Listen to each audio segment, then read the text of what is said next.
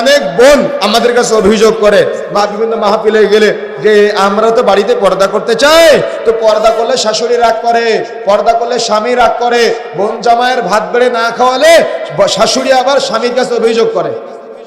কি আছে না এমনটা?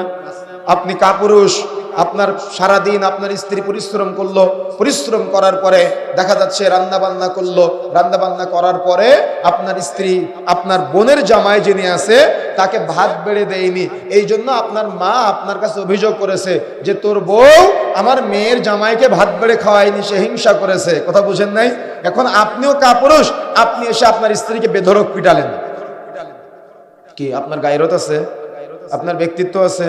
আপনার ছেলে আপনাকে মর্যাদা দিবে? সে জানে আমার বাবা কাপুরুষ, আমার বাবা আমার মাকে মারে, সে জানে আমার বাবা কাপুরুষ, আমার বাবা আমার মায়ের গায়ে হাত দেয়, সে জানে আমার বাবা একটা কাপুরুষ, আমার বাবা দিন পালন করে না, তাহলে আপনার সন্তান আপনাকে মূল্যায়ন করবে? অসম্ভব, হতে পারে না। এই জন্য প্রিয় বন্ধুরা আমার, যে কথা বলতে চাচ্ছিলাম মনে রাখার চেষ্টা করতে হবে, বিবাহের সময় আপনার মেয়েকে যে বাড়িতে পাঠাবেন ওই বাড়িতে দিন আছে কিনা সেটা আপনাকে দেখতে হবে। কেন? যেখানে দিন নাই সেখানে আপনার মেয়েকে বিবাহ দিবেন, দিন রাত আপনার মেয়েটা কষ্ট পাবে, ব্যথা পাবে। দেখছেন না, বাবা যায়, বাবার বাড়ি থেকে মেম্বার চেয়ারম্যান যায় ঝগড়া বিবাদ মিটানোর জন্য। তাহলে ছেলের গায়রত আছে, ছেলের ব্যক্তিত্ব আছে।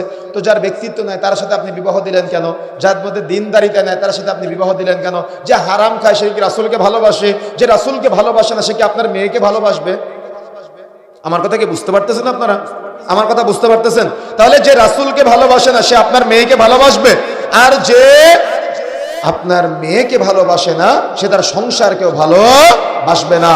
এই জন্য প্রিয় বন্ধুরা আমার, মেয়ে দেখার ক্ষেত্রে যেমন দিনদারিতাকে ফলো করতে হবে, সেম একইভাবে ছেলে দেখার ক্ষেত্রেও দিনদারিতাকে প্রায়োরিটি দিতে হবে।